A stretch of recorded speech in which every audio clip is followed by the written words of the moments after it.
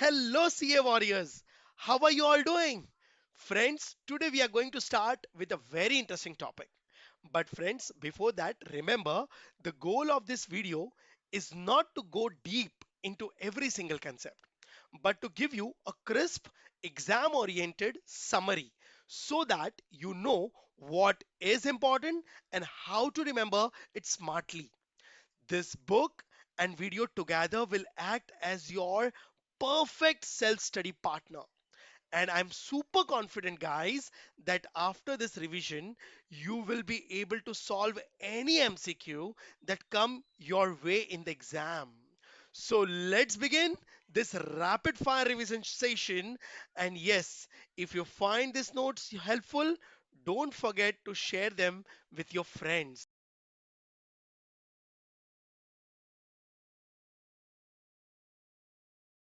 Let me begin with a one sharp thought. Thought is when the economy slows down, people stop spending, business stop investing, and job disappear. Who steps in then? Guys, that is the only hero of the country, the government. And this all problems can be managed by a one policy, that is government intervene through fiscal policy, which is our chapter unit 4. Yes. Now, mantra of this unit is fiscal policy manages demand today to protect growth tomorrow. Is it? Yes. Fiscal policy. In this, you will going to learn a very much detail and you will be understanding how government take actions. A very short and sweet topic. Let us start with what is fiscal policy? Friends, now fiscal policy refers to the use of government spending, taxation policy, and borrowings to influence the pattern of economic activity and level of aggregate demand is called fiscal policy. Friends, I told you in my unit 2 to stop market failure. Government have three Brahmastras. Now, and that three Brahmastra was government spending, taxation policy, and public borrowing. And this all the three is called fiscal policy. Through this, government can increase the demand of the people, and through this, government can now demotivate the demand of the people. Okay, in simple words, how much the government spend, how much tax it collects, how much it borrows, it is called a fiscal policy. Now the question arises, why fiscal policy exists? Because market do not automatically ensure full employment. Market do not automatically ensure price stability. Market do not automatically ensure fair income distribution. Hence, government intervention become necessary. So earlier, the name fiscal policy was public finance. Now it is called fiscal policy, and nature of fiscal policy is a demand sided policy. Okay, how fiscal policy works? Friends, government directly control. Fiscal policy is a powerful tool. It has ability to control, have a direct control. It affect the entire national income. Have a direct control on G, that is government expenditure. It is in the hands of government. And indirect approach, indirect approach inf- indicating C consumption, investment, and net export. And you know what? This is called GDP C plus I plus NX through taxes, transfer payment, and public expenditure. Now means the entire national income can be get can we get disturbed? Am I correct? Now, okay. So hope you understood the what is fiscal policy. Now the question arises: what is the objective of fiscal policy? The most common objective of fiscal policy, maximum policy. Now, the most common policy are achievement and maintenance of full employment, means maximum possible employment of the labor. Unemployment means wastage of human resource, right? Maintenance of price stability, yes, avoiding both inflation and deflation, right? Stable prices create, because stable prices create stable economy. Then third, economic growth and development, right? Without growth, poverty cannot be reduced and standard of living cannot be improved. Fourth, equitable distribution of income and wealth. Guys, growth should be fair, not concentrated. How progressive taxes, subsidies, and welfare expenditure, right? Now, should be raised. Oh, so what a broader objective fiscal policy have? And the second, I can say that, however, the objective fiscal policy may vary from country to country. Means the above objectives are not fixed. Is it? Yes. You know, there are two types of nations, developed countries and developing countries. Developed nations always have an objective of stability and equality, while whereas developing countries have a objective of economic growth, employment, and equity. So, the objective of fiscal policy varies from country to country.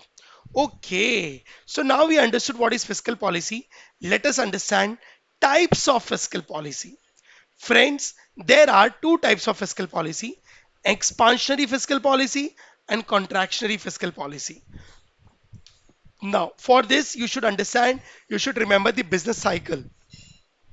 Business cycle, when goes up, growth, it's expansion, goes down, it's contraction. Am I correct? Now, expansionary fiscal policy, when it is used, of course, when contraction phase is going on, right? Yes, when it is used during recession,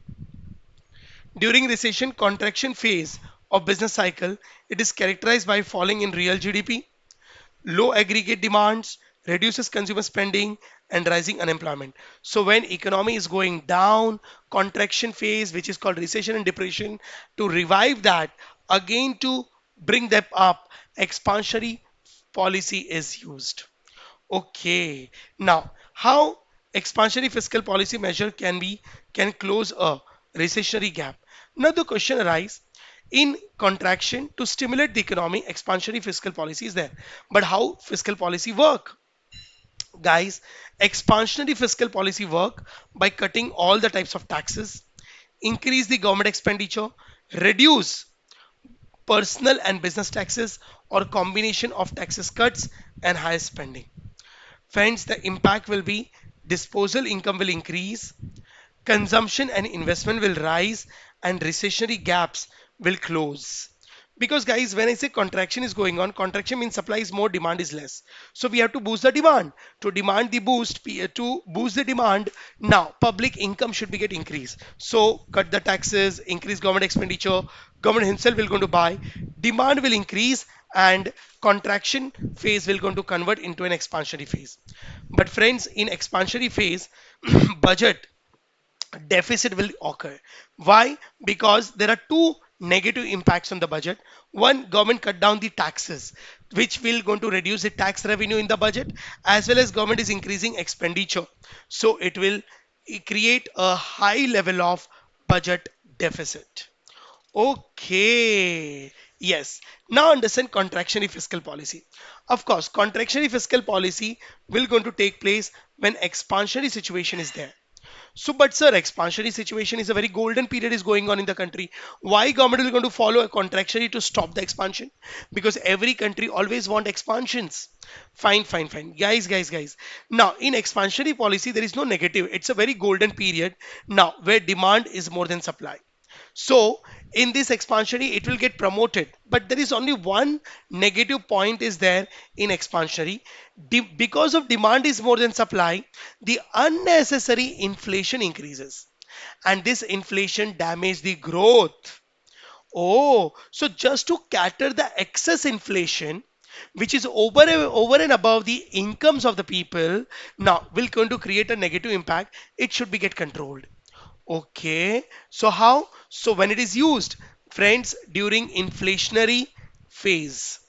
Now, when growth is excessively high, causing inflation asset bubble appears.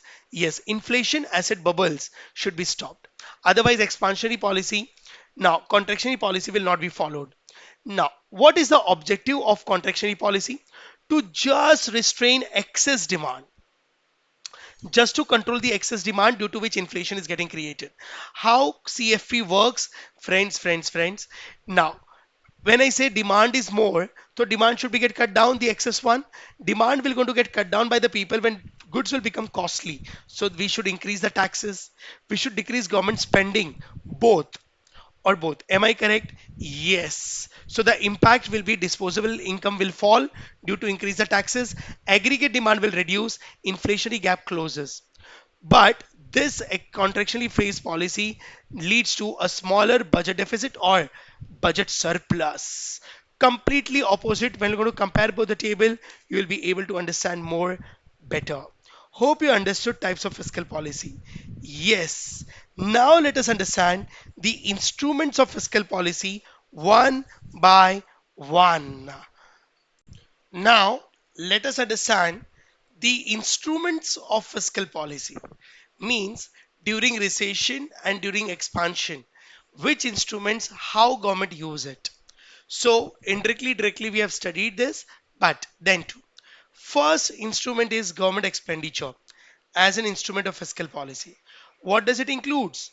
Public expenditure includes current expenditure to meet day-to-day running government expenditure and capital expenditure for public works, investment, relief expenditure and subsidies and transfer payments.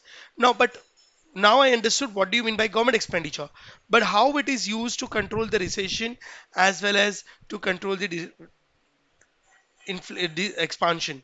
During recession, government initiate. Recession means supply is more than demand.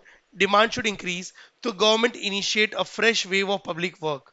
Like government start working on the construction of roads, sanitization, port, public works. This directly creates income of the labors and suppliers, and the demand rises. Okay. Now, but sir, how come? Because guys, it gives a multiplier effect. Apart from direct impact, there is a spending create multiplier effect leading to a multiple rounds of income and demand expansions. Okay, so in short, during recession, government expenditure should increase. And during expansion, demand is more than supply. So to cut down the supply, obviously, to cut down the demand, obviously, now government expenditure should be reduced. So during expansion, government reduce expenditure to control excess demand over inflation. Right? Hope you understood. Yes, but problem with excessive from where government find resources to increase its expenditure, of course by increasing taxes, right? But problem with excessive taxation, raising too much reduce disposable income and can be self defeating, guys. So funding sources for our expenditure is taxes, borrowing and monetization. Okay. Next is tax as an instrument of fiscal policy. Second Brahmastra of fiscal policy is taxes. Through taxes also government can control recession and depression as well as during expansions. What they do? Guys, tax determine actually disposable income of the people and which due to a disposable income aggregate demand is getting created. During recession, when I say supply is more than demand, income tax and corporate tax should be get reduced. Reduce the income tax and corporate tax, which increases disposable income and demand will increase. And consumption and investment will increase. And during expansion, demand is more than supply. New taxes should be imposed and tax rate increase. Surplus purchasing power is wiped out to reduce disposable incomes. So caution, excessive taxes hampers investment and production. So please take care when you reduce it and when you increase it, it should be calculative. Third is public debt as an instrument of fiscal policy. Public debt as an instrument of fiscal policy. I can say public debt means it is an internal debt as well as external debt. It leads to a making loans and small savings, right? Now public debt, people are government is taking a loans. Now why is taking a loans and giving a loans? Let's understand. During recession when supply is more than demand, demand need to increase, so government repay their debts which is taken in the last year. So this year they're going to repay, public is going to get the money and demand will increase. During expansion, when demand is more than supply, to cut down, government actually borrow money from the public so that from the market money gets sucked and demand reduces. Oh, yes. Now, so can I say next fourth is budget as an instrument of fiscal policy. Budget we have studied unit 3. Budget is also used to stimulate or contract aggregate demands. Is it? Yes. Types of budget. Government expenditure comes from the budget only. So broadly when I say government expenditure, it is a part of the budget. Now, but you know there are three types of budget: balance budget, surplus budget, and deficit budget. But it has different angles. We are not understanding the formula of the balance budget and surplus, which that we have studied in unit 3. Here in this, we have to study balance budget, what it indicates, surplus budget, what it indicates, and deficit budget, what it indicates. Oh, so see, balance budget is very neutral. It is like no net effect on aggregate demand. It is tax collection is equal to expenditure. Leakages is equal to injection. Now, leakage and injection you have already studied. That is pumping money into the market and withdrawing money from the circulation of the market from in chapter 6 unit 2. Surplus budget. Surplus budget means government expenditure was less than receipts. That is leakages exceeds injection. Leakages exceeds injection. Leakages means income of the government receipts and expenditure was less. Sounds attractive. Surplus budget is, it sounds so positive word. Every government wish there should be a surplus budget. But surplus budget have its own other angle, negative angle. Guys, surplus indicates very attractive but it have negative impact on aggregate demand. Why? Surplus budget means it reduces national debt. Means government is either using that fund to keep as a reserve. So in the market, money will get reduced, or they will going to pay debt outside India. So money will going to flow outside in India. Now aggregate demand will going to fall. Second, deficit budget. Friends, deficit budget is the opposite of surplus. It means injections are more than leakages. It increases aggregate demand and adds to national debt, right? Because government has to take a loans and injection exceeds leakages. Hope you understood. Yes. So types of budget also, you got it, right? Yes, yes, yes. Now, point number 5 is fiscal policy for long run economic growth. Friends, you know why growth is necessary. Growth is necessary for sustainable development and better social outcomes.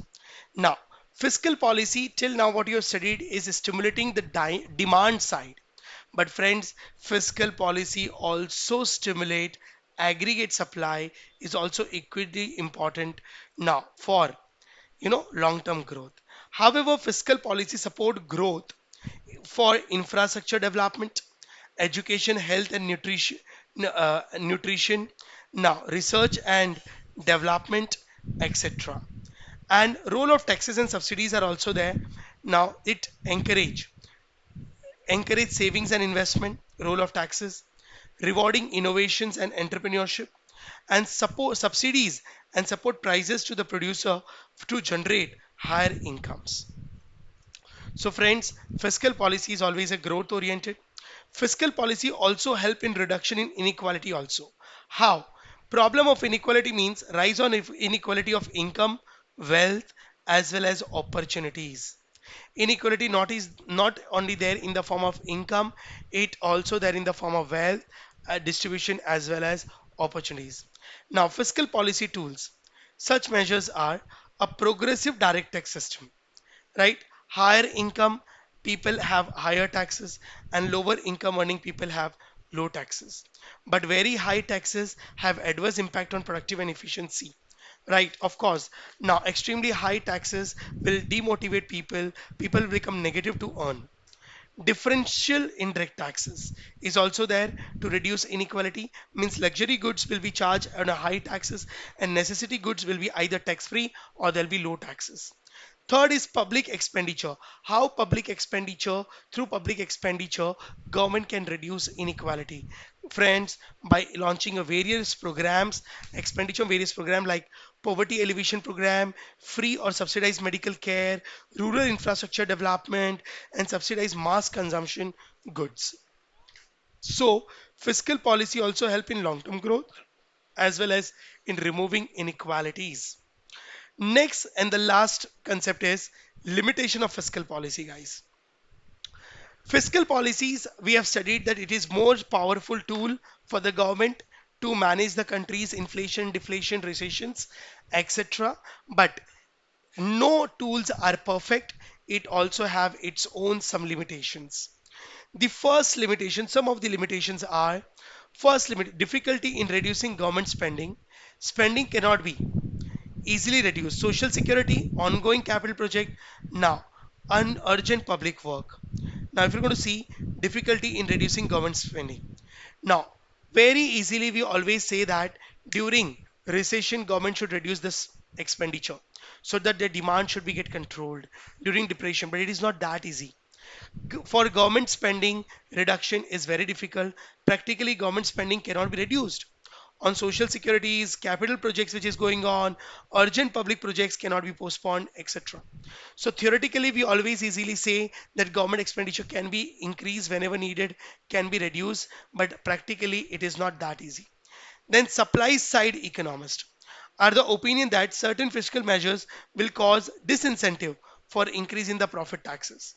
Guys, certain fiscal measures like high profit taxes create a disincentive for the production. So supply will be get affected because high taxes will demotivate people to earn. Then deficit financing. Friends, deficit financing creates a burden on future generations. Not in the current, can cause inflation in underdeveloped countries in the future.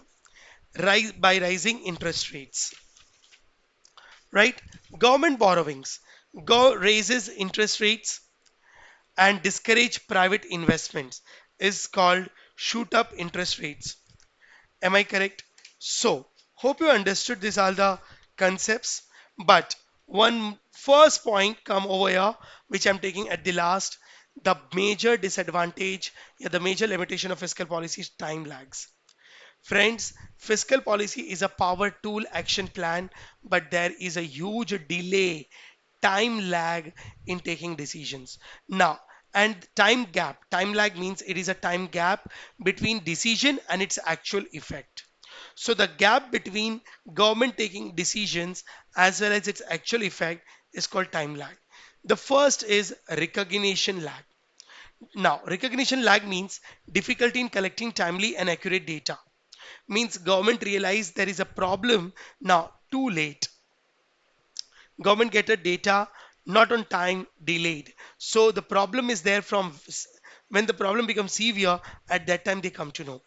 Then after coming late recognition of the problem, government, there is a one more lag, decision lag.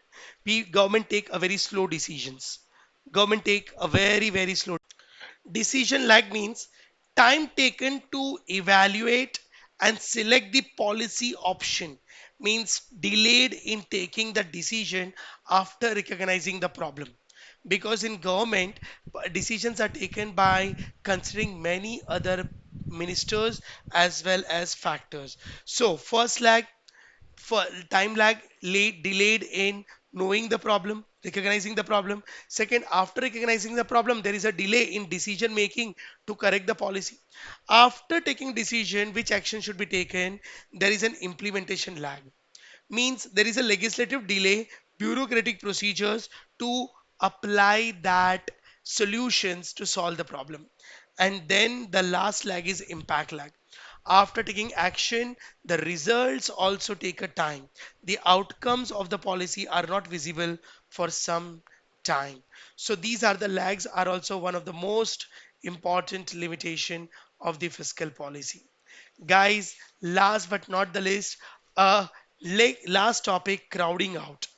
Crowding out means private sector is leaving the industry because government is dominating to the private sector.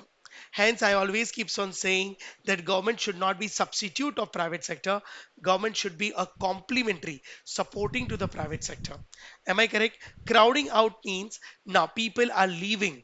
Crowd is going out means private sector is leaving the market.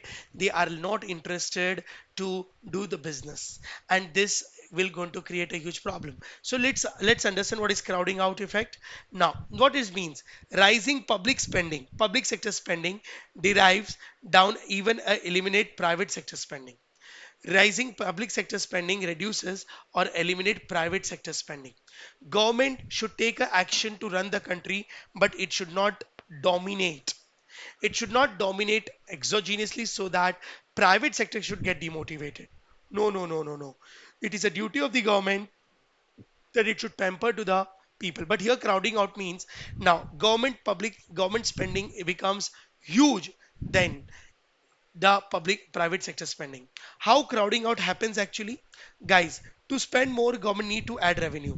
It obtains by raising taxes or borrowing through the sale of treasury securities. To spend more, if government want to spend, there are two sources to collect the funds. Because to spend fund is required, either they will going to increase the taxes, due to which private sector get demotivated now because high taxes has been charged, or government will going to borrow money from the public. Higher taxes will reduce the income and spending by the individual. When higher taxes will going to be there, business will be having less money, they will not going to invest in the market, so crowding out effect taken place. Treasury sale can increase interest rate and borrowing cost, that can reduce borrowing demand and spending. Now when government is going to borrow money from the banks and the people, the demand for the borrowing will increase, interest rate will increase, so the loans for the common people will also become costlier. Businessmen will not going to take the loan for the investments. Hence, the investment of the private sector will get reduced. That means private sector got out of the market. So exception, friends. Now, crowding out means private sector got demotivated or they are not able to invest. Government is ruling it. So this should not be done. Exception. But friends, there is an exception where crowding out will not be possible.